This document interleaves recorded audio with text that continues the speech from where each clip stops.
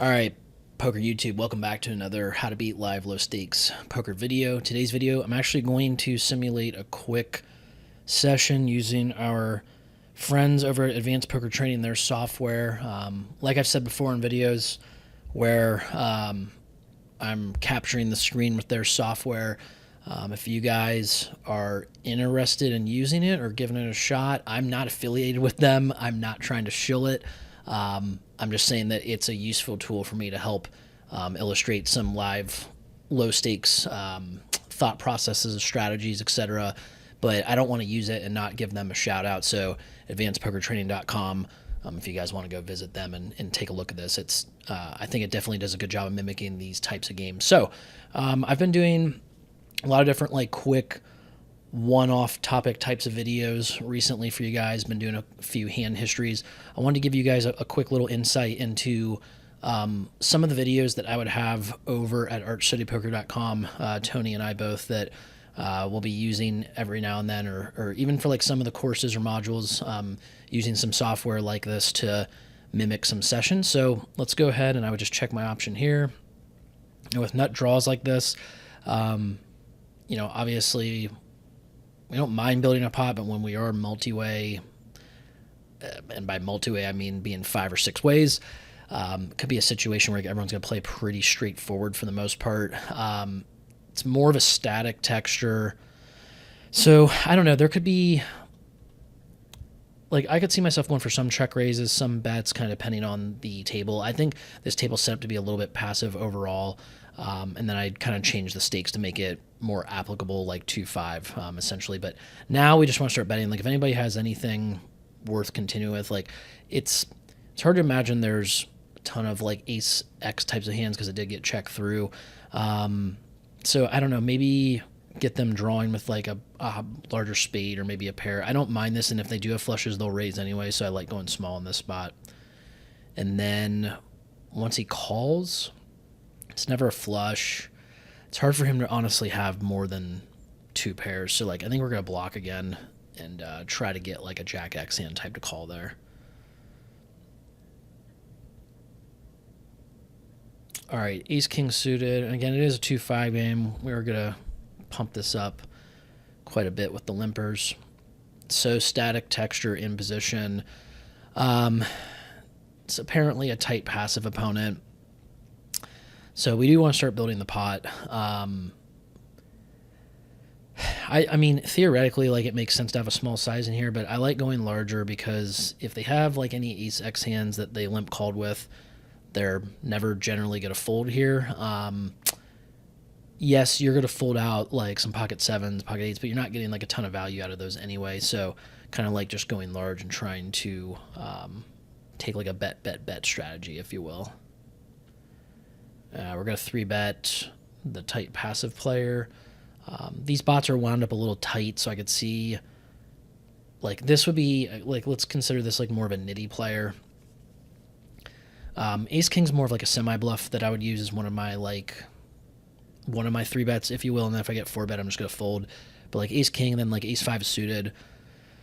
That's what I would use with the nittier players, is kind of like my bluffs. If I don't think I truly need them, then I won't use them, but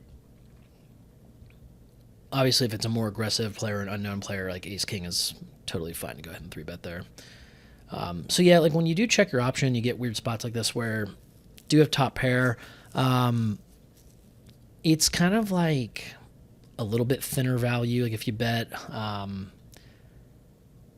yeah, there could be some 8X here. Like you could throw in a little block. If you get raised, typically trips are better, and then some straight draws could come in. But like they also could have some 7X hands that might call here. Sometimes you get like ace 4 to call if you go small. So like I would just go small again with like a block. And okay, so yeah, just out kick. But we lose the min there essentially. So I think that's fine. I'm going to try to isolate the weak limper, but we get called by the small blind. More of a static texture again. This time, yeah, you can. There's a few different strategies I like to use. I save, I'll save the more complex or deep explanations for the site, for the paid subscribers, if you will. But I mean, it's a spot where, like, if you don't think your opponent is going to act overly aggressive or just like aggressive enough, like balanced enough, then you can a lot of times like bet small with range here, and then you kind of have a good idea of where you stand going to turns and rivers, but you can deny quite a bit of equity by just implementing more bet folds like that.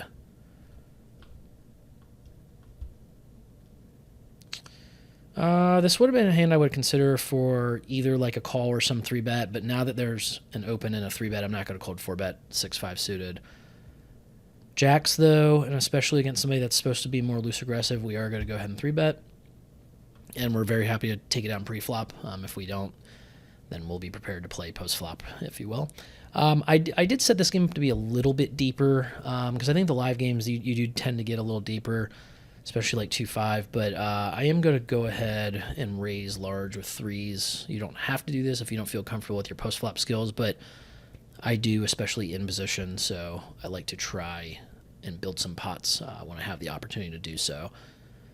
We're going to fold here. Tight passive. So ace-5 suited is like the hand I was referring to that I would use, but I'm not going to use ace-5 offsuit. Now, if this were a looser player, I think you can add in a lot of ace-5 offsuit for light 3-bets, but you don't have to there.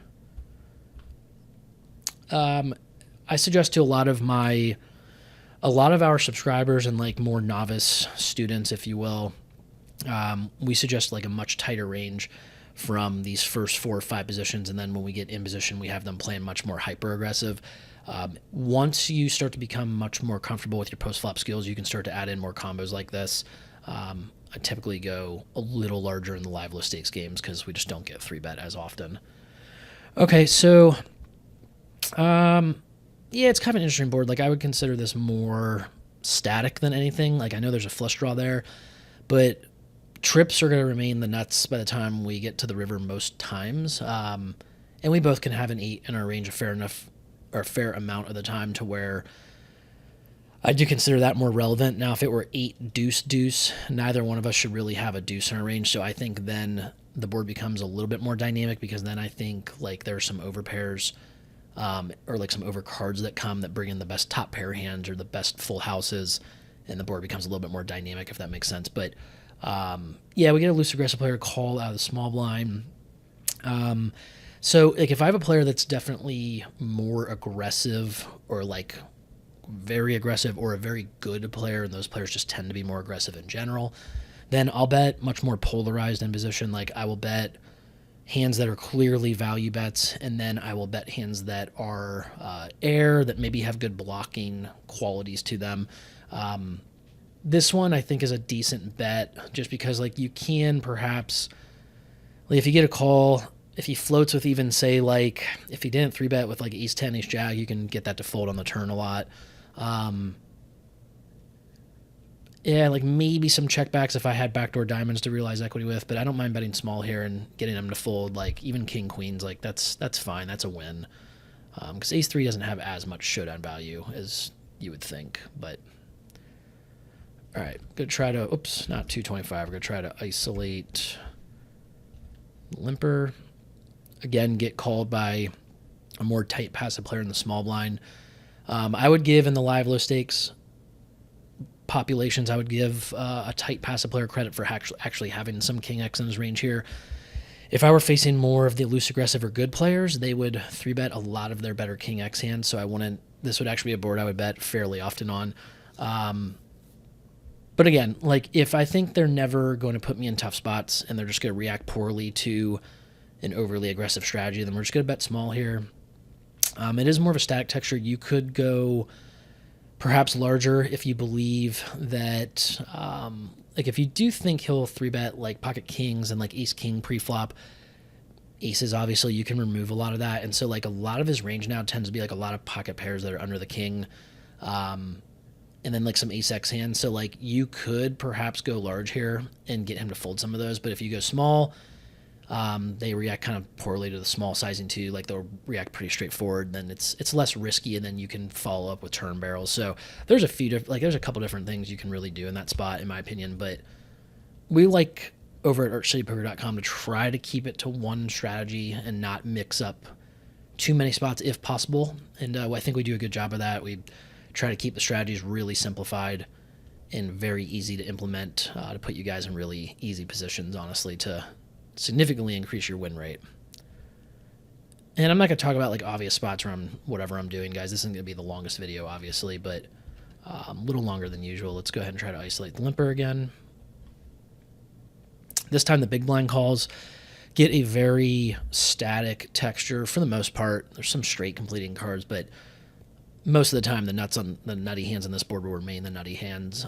So it is quite static, especially when the ace high textures, like they tend to be very static. Block a lot of like this player's best hands of top set. It is going to be really hard if I check back to play for stacks over 2 streets, obviously. So I think we do need to bet, but I think starting small here makes the most sense. Like we keep this player involved with more of their range, because if we didn't block as much, like if I had, let's say like bottom set here, I would like the idea of going larger with us being deeper, because then it unblocks a lot of like, especially if it is a tight passive player, you unblock a lot of like the ace jack, ace queen, maybe even ace king that could be there. But the fact that I block so much of that, I'm going to go small. And what ends up happening here is you get like some king queen to peel at least a street, and you get a value out of that. But let's say this player does have like pocket nines, or they are really tight and they have like middle set, like you're going to get everything from those hands anyway. So now like the fact that we block all the top pair, we're really trying to target at this point the majority of his range, which is less than top pair. So we're going to bet small. We're probably going to get a lot of folds here, to be honest, but we can't check back in position. That's going to be a huge mistake. Try to isolate again here. It's fine taking that in the blinds. Like I said, baby suited aces, I'm going to play those for the most part. Okay, so static texture out of position.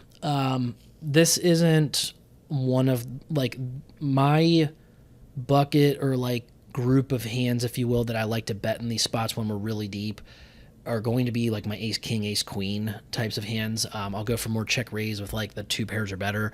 With my weaker top pair hands and then everything else though, like they kind of get thrown, like basically everything but my best top pair hands get thrown into my checking range here. If we were much shallower, let's say he only had let's say like 250 effective, or let's say the SPR is like, I don't know, 4 or 5, that's a little different than because we're not gonna have to play over multiple streets. We could, or like 3 streets, we could start betting with more, especially like the sets and the 2 pairs. But with this particular hand on the static texture, like they don't stab as often here, but this isn't a hand that I'm going to necessarily get 3 streets of value anyway. So I don't mind starting with a check here, and we do get usually pretty good info. Now, he's bet pretty large. I never would have really looked to check raise with this hand anyway, but it is going to be a call, especially with the gutter and the backdoor spades. Like this is a very easy call against an aggressive player that could just be doing this with anything. Because he did go larger, I don't think this is a good spot to lead. What I like to do a lot of times is like if these guys go smaller on the flop and I know that they don't have like as much of a hand, like it's a weaker range, like if they stab small, they have like pocket 8s, for example, they're not going to bet again here. So this would be a spot that I actually would like to lead a lot. But with aggressive guys and or anybody that bets larger on the flop, this is actually a good spot to maybe set up check raise, and then you can stack a lot of times like ace jack, ace queen if they didn't 3-bet. The more aggressive players might have more of that, but we'll go ahead and check and then see what he does. He checks back. I don't think a straight checks back there. I think 7-5 would, or I'm trying to think of what even, yeah, like I don't know, I'm talking about 7-5. The 5x hands all would have bet the turn.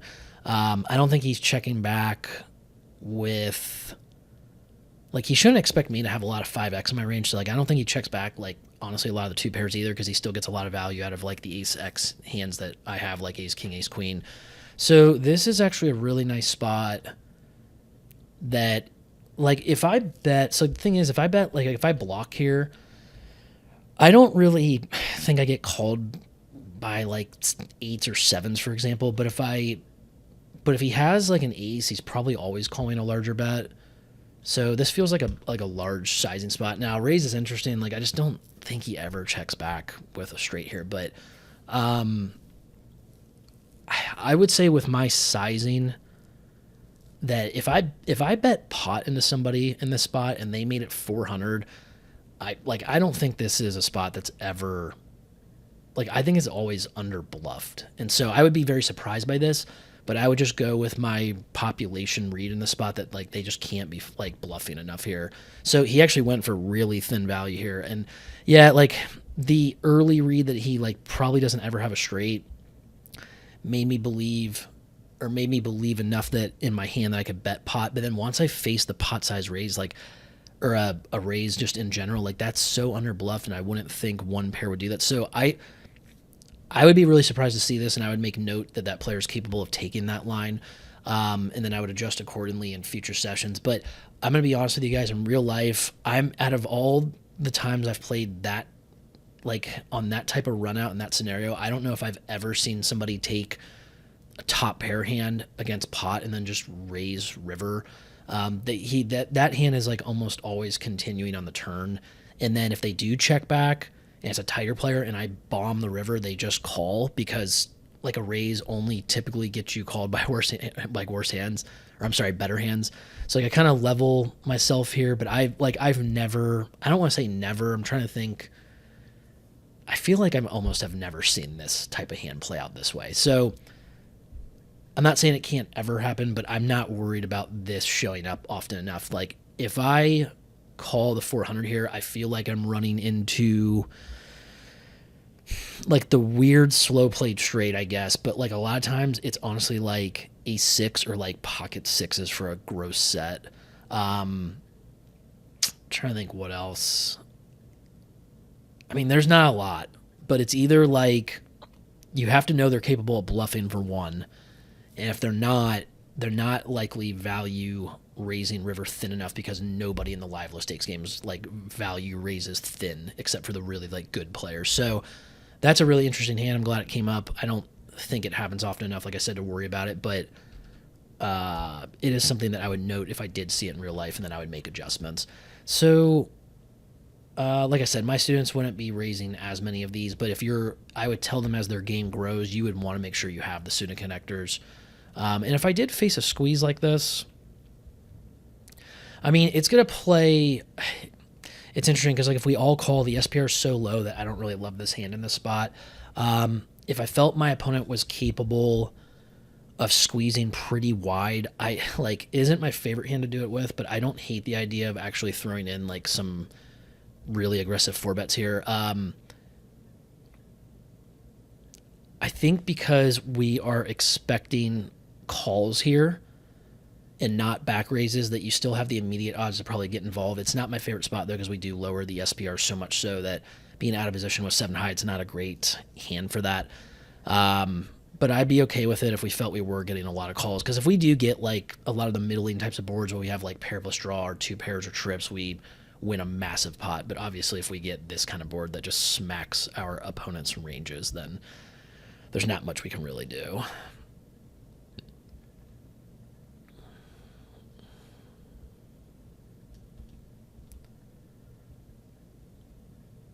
All right, I would raise huge here with all the limpers.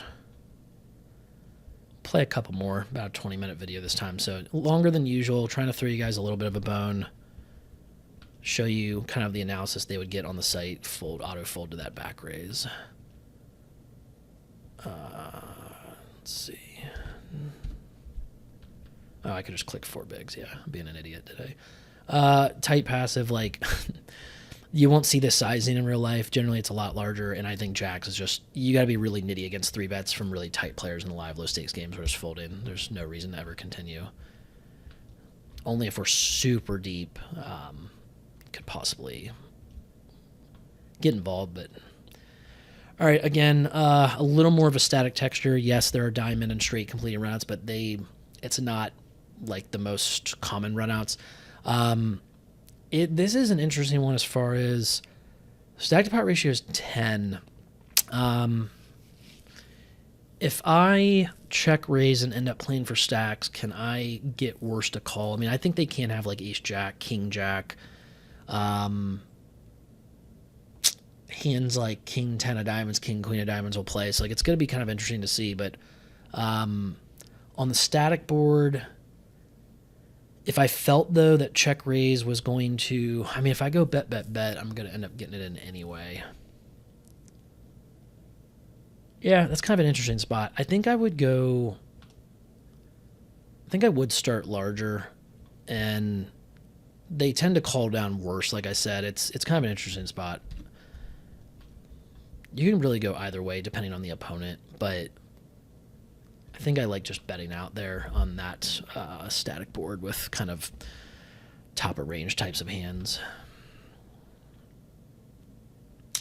I mean, if you felt you had a good grasp on the table, these guys weren't overly aggressive here, you could definitely throw in some raises with some like ace X blocker type of hands. See if we can get a couple more in.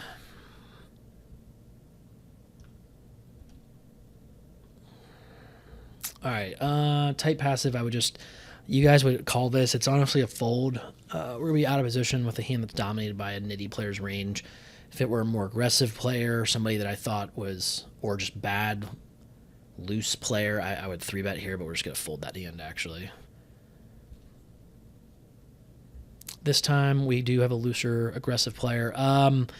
They are under the gun, but, I mean, if I'm going to play this hand, I like to isolate the bad players as often as I can. And if we get a fold, that's huge. Like, just taking it out with 5s is nice.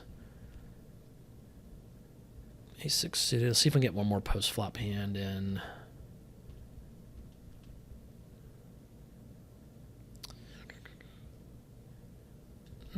Ace 10 offsuits. If the table's weaker, I will. This will be every now and then with the gap. Okay, static texture. Checking with our air. And on the static boards, like the really static dry boards, their smaller sizings can mean bigger hands still. So with just complete air, I would bet fold in that spot. Yeah, I know there's some hands I could defend on the big blind. I've been folding. I'm just trying to get more hands in for you guys. Every now and then take the gapper here if I think these two are weaker. Try to isolate one of the bad players. See if I'll end up having to, nope, not going to end up defending ace 9. Kings, play kings. Maybe not, though. Depending on how aggressive or lack of aggressive. I mean, like, I'll throw this in sometimes if I think the table's, like I said, not overly aggressive. You can play some more of these pairs. All right, SPR's over 10 here. We're in position on, yeah, like a little bit more of a static board, so I would like to start small here. And then we're going to start trying to play for stacks. We're targeting, like, top of range. If they have Jack X, they have 2 pairs here. They'll turn a fair amount of 2 pairs with that 4. So we'll bet.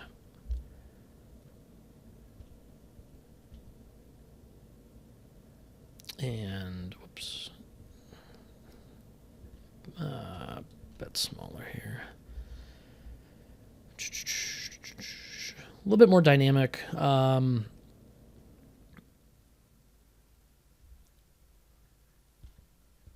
Yeah, I'll start to size up in these spots. Have the gutter, the backdoor clubs. He can hit that board, but they also just will let us know exactly where we stand. I don't mind completing the small blind with some of the pairs and stuff like this. They could have some 10x, but they don't have a lot of king x, I don't think, and I think some 10s would stab.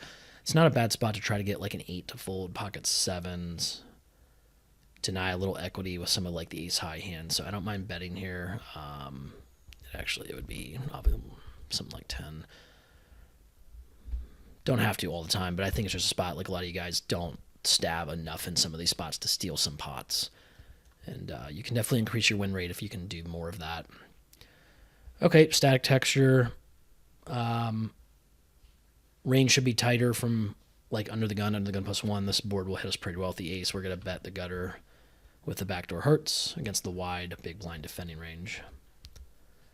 Okay, so 25 minutes, obviously a much longer video for you guys than usual, but I wanted to throw you, like I said, a little bit of a bone, show you some of the software, some of the things that we try to use over at archcitypoker.com. And obviously, if you're a subscriber, you get a lot more out of the longer videos. And they're not like super long, but you just get more in-depth analysis, get all the courses and the modules that really set you up for success in the live low stakes games that you guys play within. So if there are any questions or comments, go ahead and let me know. Otherwise, I'll catch you in the next video. Thanks.